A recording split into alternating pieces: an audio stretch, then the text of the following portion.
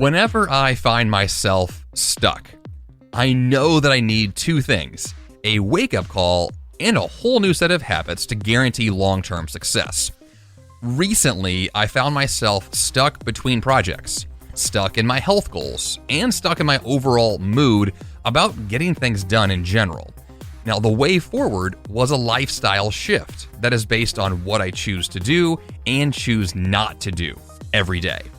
This is the 5 a.m. Miracle, episode number 412.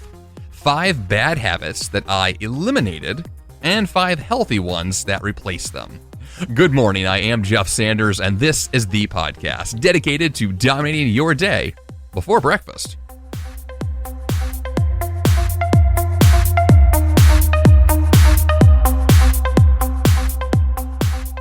I get stuck every few months, usually between projects when I'm deciding what the next direction of my life and business should be, or I get stuck when a big problem appears in my life and I just don't know what to do about it. So on the show this week, we're going to tackle getting stuck from the effective direction, the one that actually makes the difference, which is daily habits. What you do every day will have a greater impact on your life than anything else. So let's just start there and see if you can get yourself unstuck if you happen to be stuck, or at least to move forward with a bit more pep in your step and a bit more of the habits that truly make the difference in terms of forward progress, momentum building, and a life worth living because you're doing the things that actually matter. So here are 5 bad habits that I was able to cut from my life, or at least to minimize, and 5 healthy ones that replace them. Let's start with number 1. This is a topic that I have discussed in this podcast almost since the very beginning. This is years in the making. This is a kind of a rant that I went on years ago about how mad I was about certain areas of life that tend to get not just under my skin, but to get into my brain. So the bad habit that I was able to remove from my life was essentially an overconsumption of news. Now, in the past on this show, I had this very specific perspective that I hated the news, that I was actively just very angry about it, actually, and wanted to find whatever ways I could to fill my brain with personal development and healthy books and podcasts and audiobooks, and really just trying to find ways to make sure that news in the way that it's presented today was not part of my everyday flow. Well, as the years progressed, since I had that initial rant on this podcast, probably 8 years ago, news has been kind of here and there. I had an app on my phone for a long time. I would watch, the nightly national news. Sometimes I would check, headlines on social media. So I was informed and have been for a long time. But it got to the point in the last few years, everything with the political environment in the United States to the global pandemic to just, life being complicated. One of the ways that I was, trying to stay on top of the world was just to be in the know of what was happening. So I had the app on my phone that I referred to multiple times a day. I would watch the nightly news every single night. I would tune in onto headlines on the computer as I was working throughout the day. So one of the things that I would do to distract myself from work was to just check random news headlines. And initially, this was probably a good thing. I was more informed. I felt like I understood, the global environment and my local news, and I felt like I was, possibly being a better citizen, let's say. But as time progressed, it became very clear to me that news was just an addiction. It was just entertainment. It was just me finding a way to not do the things that mattered most to myself, my business, my family, and my community. I was not helping myself or anyone else around me by me over-consuming news. Being a news junkie is a profession, right? It's what journalists do. It's what people on television do because their job is to report the current events. It's not my job as a consumer to consume all of that information. And so what I did a couple of months ago was I went cold turkey. Or cold vegan turkey, if you want to go that direction. So what I ended up doing was removing the app from my phone, stop watching the nightly news, and find other ways for me to engage on my computer when I was working that did not involve me checking random headlines. And one thing I did right away when I removed the news app from my phone was replaced it with the Calm app, right, the meditation app, in the same exact location on my phone where the news app used to be. So what that did initially, right away on day one, was when I had that tendency to pull up my phone and click on that app, well, now I'm clicking on the Calm app. Now all of a sudden I'm not checking headlines because that's not there. It's just a nice, calm meditation.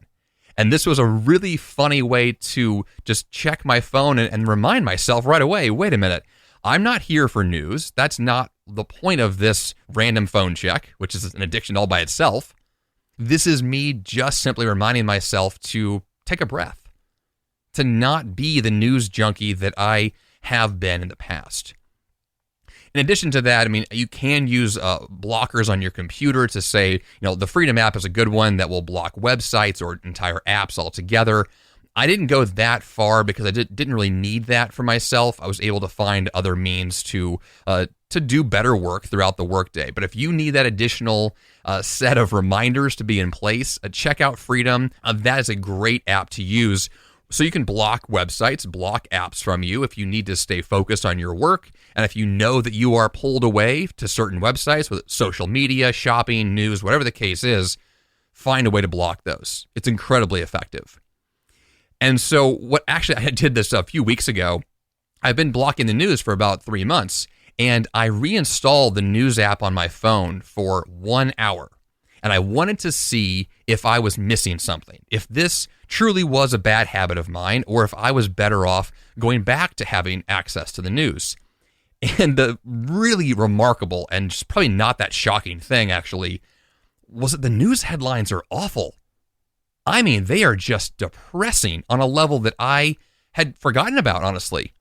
I had forgotten how negative the news was because I hadn't been a part of my life for a few months. I just did not consume it. I was just totally uninformed. And when I went back to quote unquote being informed, I was horrified. It wasn't positive. It wasn't uplifting. It wasn't helpful. It wasn't allowing me to progress forward in my life or business. It was just making me feel terrible. I don't see now, looking back at it, how being a news junkie for me in my life is beneficial. The bottom line is that it's just not. And I don't want to be the kind of person who consumes news in that addictive way or in that kind of very generic, broad swipe of, good citizens consume the news. Good people know what's going on in their community. There is some truth to that, right? I won't discredit it completely. And in times of crisis, news outlets can be very, very helpful. And I think that there are definitely roles for journalists, there's roles for news outlets. I'm not saying they're all bad, but I can definitely say with total certainty that an overconsumption of news is damaging, way more damaging than you could possibly imagine. And so one thing that I've done going forward is just not only to eliminate the news, but then to ask myself the question, what's really going to replace that in my life? And the Calm app could be one thing on your phone as a trick, maybe. But more specifically, the question then becomes, what am I doing with my time? Both from the proactive sense of what are my projects, what are my goals I'm after, but also from that reactive sense of when I'm looking for a distraction, where do I turn? When I'm looking for something to read, what is that thing going to be? And I think that then you have an opportunity to actually consume, let's say, a different form of news or a different form of educational entertainment, which could come from very well-selected magazines to very well-selected articles you're going to read or curated forms of information where you get an in-depth look at something that's not just the really over-sensationalized headlines, but actually a deep dive into a topic that you might find interesting. This could also come from books and audiobooks and podcasts. Like this could come from other means besides the attention-grabbing nonsense that is the news. So I would challenge you to ask that question, what role does news play in my life? Am I a news junkie? Should I be walking away from all of that completely? Or minimize it? Or find a new, healthier way to interact with that information? Because for the most part, news is just entertainment, is just noise in your brain. So I would challenge you to ask the question, is there something that is maybe just as noisy but a lot healthier for me to fit into my head each and every day.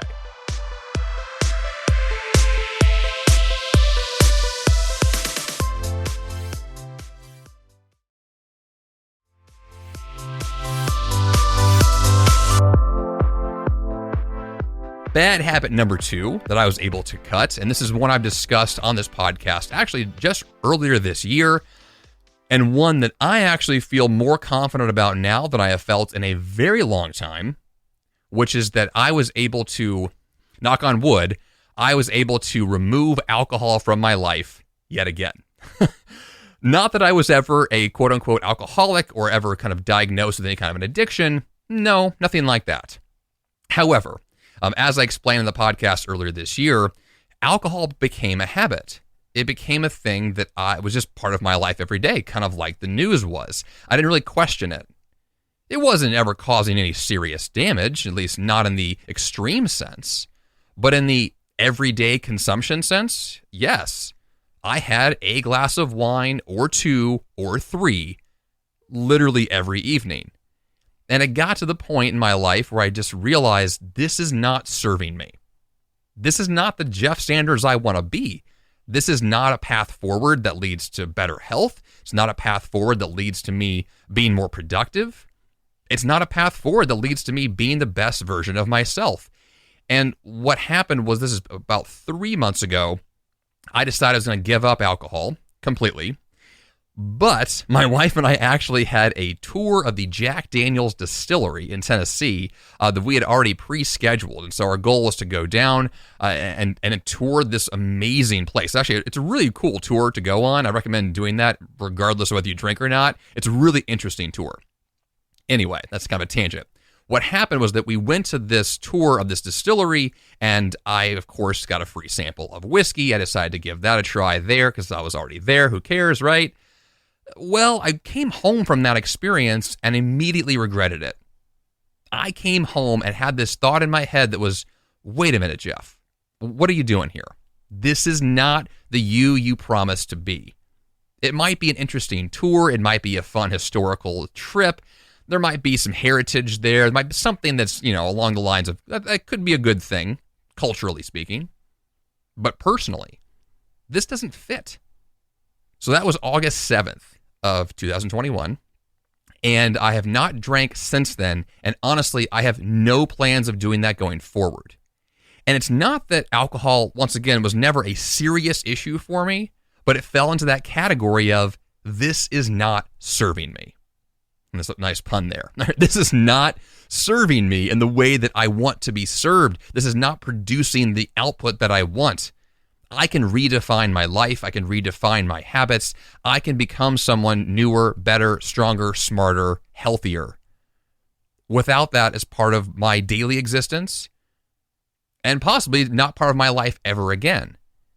Now, I don't know my story going forward with alcohol. You might hear me in 6 months say that I went back to it again for some other reason, but I kind of doubt it.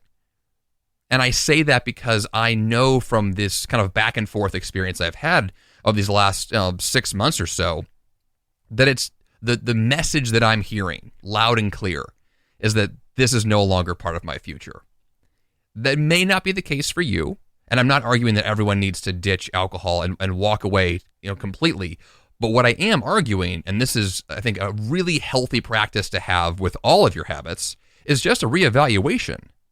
What role does this thing play in my life? Does it belong? Does it not? Should it be minimized, cut completely, restructured, reframed? Is this thing serving me or not? And if the answer is no, it's time for a change. I think in the case of alcohol, for most people, especially if you're a regular consumer of it, it's probably time to reevaluate fairly often, because it's the kind of habit that can get away from you.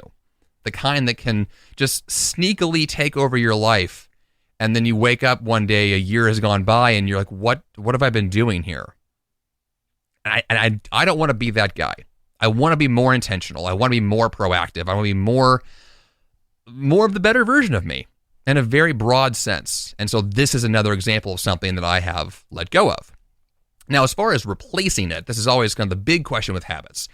If you let go of a bad habit, something has to take its place, right? Some other healthier, better, stronger, faster, smarter thing needs to be there. Well, I think with alcohol for me, I didn't actually need a direct replacement.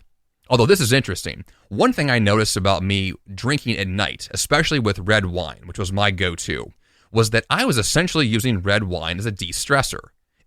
I thought of this as something that ends my day. It's a nightcap. It's the kind of alcohol I would drink to say the work day is over. I'm just going to chill and watch some baseball on TV, and then I'll go to sleep.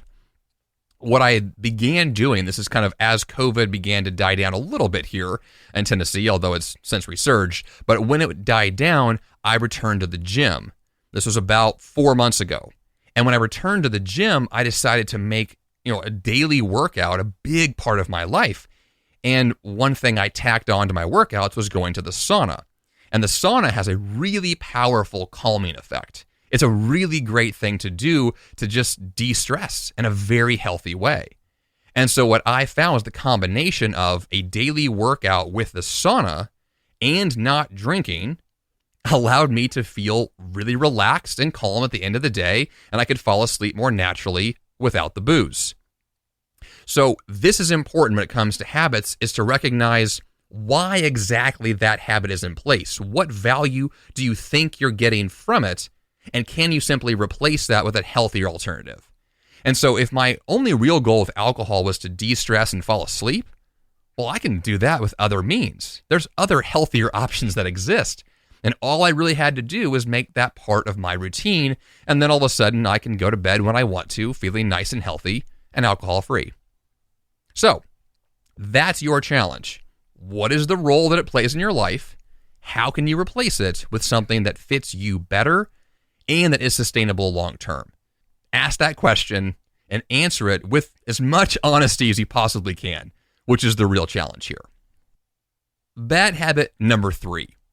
And this is one that relates to exactly what I just mentioned about going to the gym, although this kind of plays into, I think, the COVID lifestyle, the pandemic world of lockdowns and isolation and the challenges that we all face as a global community in the last couple of years and are still facing in many ways. There was a tendency for me when COVID kicked in to put a lot more energy into work. Because I was stuck at home every day, I had access to my computer 24/7. Well, that means I could work a lot. And so I did. And I worked, I can't even express to you how much time I spent working on all kinds of stuff, website projects and podcast studio things and, plans for the future. And just, I dug into all kinds of details. And I worked and worked and worked. Primarily because I couldn't leave the house. I had, significantly fewer things to do, and work filled that void. And initially, it was wonderful. It really allowed me to push forward in ways I otherwise would never have had time for. But as most things do, over time it began to backfire. And that work became, not an addiction, but that work became something that was just part of my routine where I wasn't even questioning, should I leave the house and go do something that's a better use of my time? And so I wasn't going to the gym for a long time out of fear of the pandemic, and I was making some choices there in terms of isolation. And so it was a challenge, a unique challenge that we all faced. But I think that as time progresses and we have different ways of engaging in the world, some that are much more social and healthy, we can make different choices.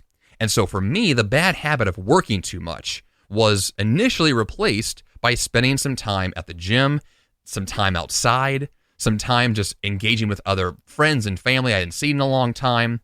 But it was an acknowledgement that I don't have to put in that many hours. I don't have to have my lifestyle be crafted in that specific way, in large part because it is actively killing me. My stress was going up. My health was declining. I didn't feel good about it anymore. The initial push to work harder when COVID hit was good. I got a lot of value from that time. But as time progressed, it backfired and it was no longer serving me. So I had to change course. I had to pivot once I realized this was not the path forward.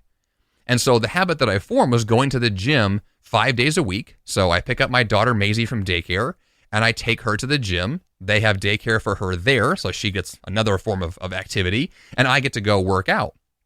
And that habit of Monday through Friday, the two of us going to the gym together, has really helped, like in a phenomenal way, in terms of my stress, my physical fitness, my ability to just end the day with a nice, clean boundary. This is a whole different topic we could do a whole podcast on, which is that very firm boundary of when your day begins, but most importantly, when your day ends, and how you're able to wrap up your work and move on to your evening routine in a way that's as healthy and as effective as possible. And for me, this new shift of being able to end the day going to the gym, it's changed my entire work life. It's changed my entire life overall, because it guarantees physical fitness time, and it guarantees my work has an end boundary at the end of the day, so I can have guaranteed work time and then guaranteed exercise time, and then the end of the day is just the end of the day. I relax, I eat dinner, I go to bed. It's simple. And the clean aspect of that, right, the simplicity of that structure is one that I didn't really have before because there weren't any boundaries, right? I just allowed myself to do what I wanted whenever I felt like it, which, if you're a workaholic, just means you work a lot, right? If you're a high achiever, it means you just double down or triple down on whatever your next project is. But like I've said a million times now, that's not the best path forward. So find the healthier way for you to set those boundaries, to acknowledge if your bad habit is to work too much or to not have those clean end and beginning times, that you're then able to move forward with boundaries in place that restrict your ability to actually work on things in a healthy way that's more sustainable and actually allows you to get more done because it's prioritized time, which is the real key there.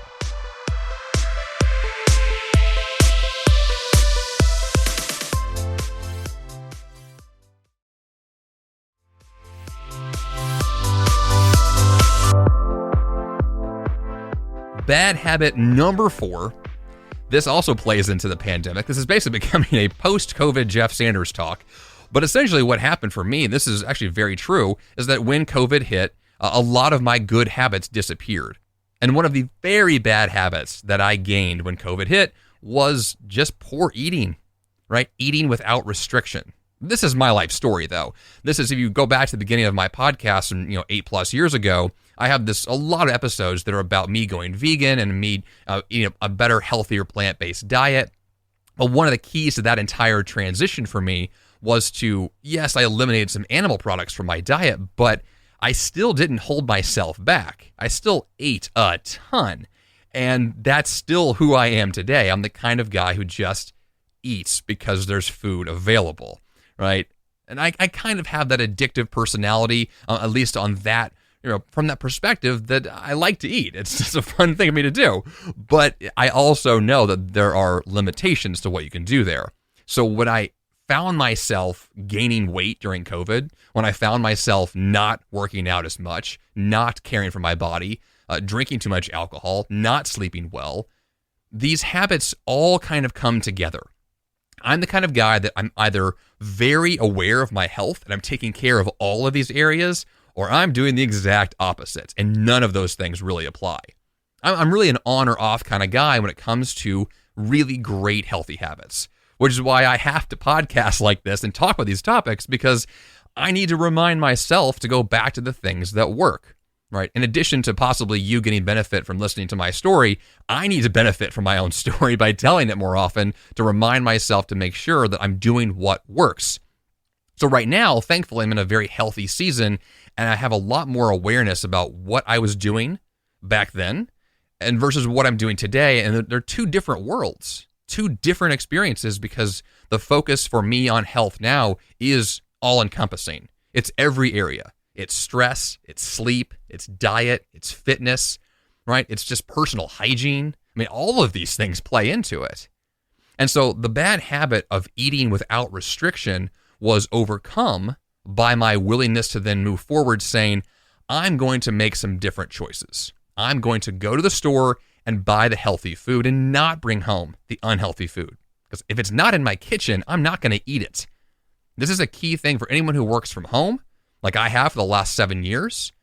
Or even if you work at the office, oftentimes you have the choice about the kinds of food that you bring into the office, and therefore defines the kinds of foods that are available for you to eat. I know me personally that if the food is not in my kitchen, I can't eat it, and I won't. So if I only bring home the healthiest food, that's what I eat. I just had an episode of the podcast just last week with Melissa Vogel, and one of the things that we talked about was that, you cannot outrun a bad diet. You cannot go to the gym and lift so many weights that you burn all your body's fat, right? If your goal here is weight loss, if your goal is fat loss, if your goal is a healthier version of you in the mirror, 80-90% of that is going to come from your diet. And so if you're able to reframe what that looks like, to buy food that you have determined to be healthy, bring that home and you eat that, that's a huge step forward, right? Without getting into the specifics of which diet to choose and why, most of us fully understand that we eat foods we shouldn't, foods that we know are not healthy, and we know foods we avoid that are healthier. So just make that swap. Just simply reduce the bad foods and increase the good ones and see where that takes you. That's what I've been doing recently. It's already working.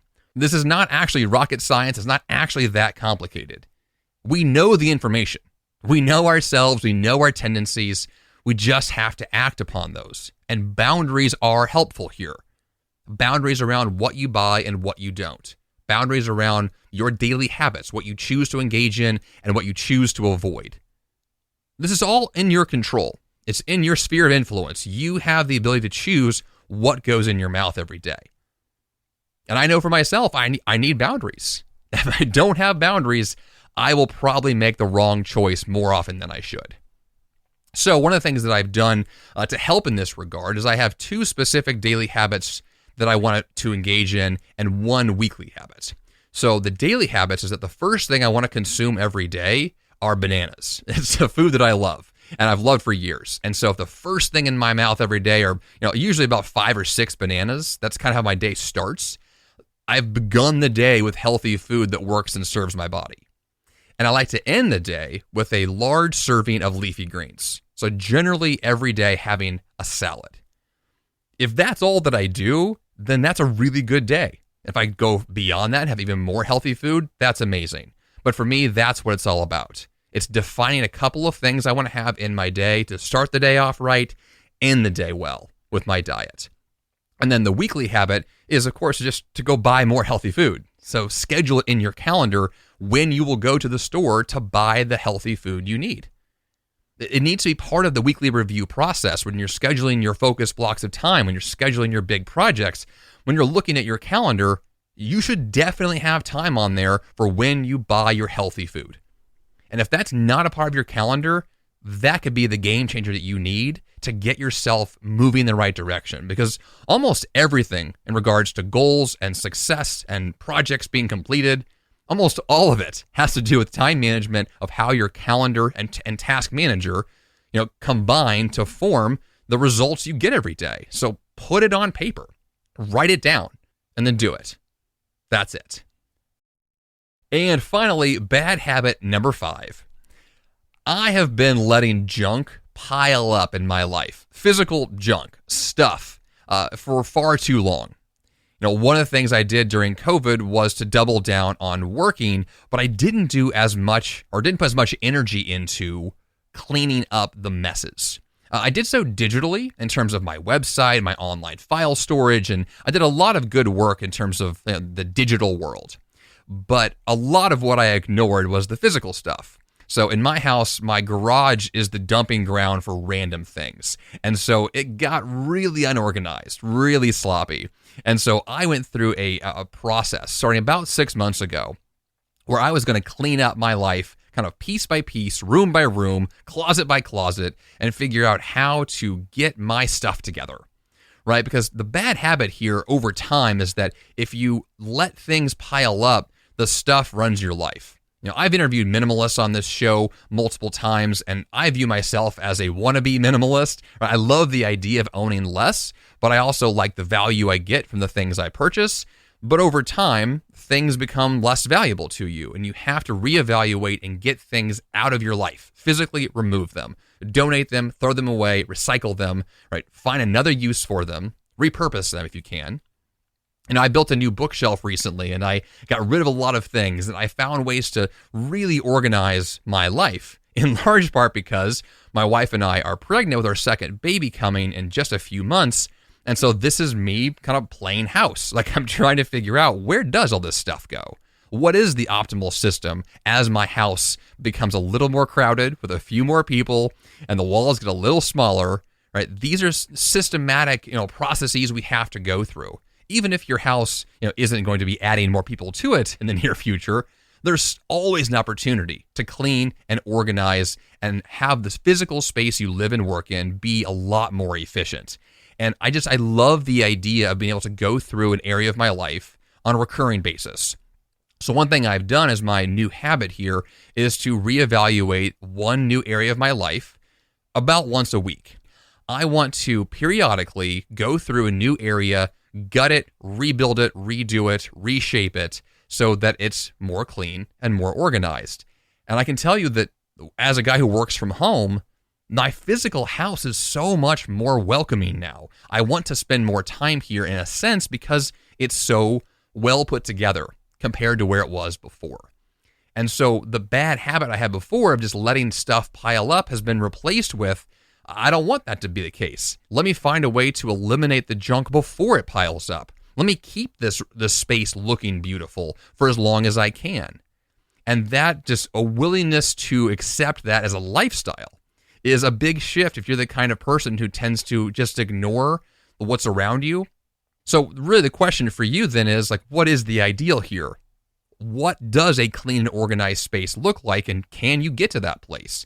And then when you do, is that the way you want to live? I know for me it is. I know that when I walk into my home office, for example, where I'm recording this podcast right now, I want this space to be beautiful and clean and well put together. One of the things I've done since COVID kicked in was to rebuild my podcast studio and my entire home office, and I love the reinvention that I have. It's so much more capable, and I want that to be the case for all the major areas of my life.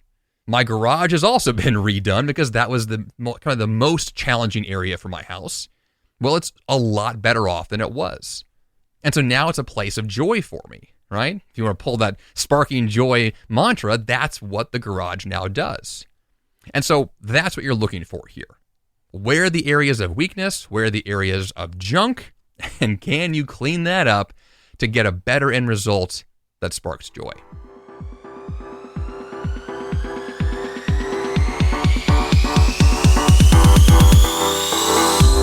And for that action step this week, choose one bad habit and its replacement.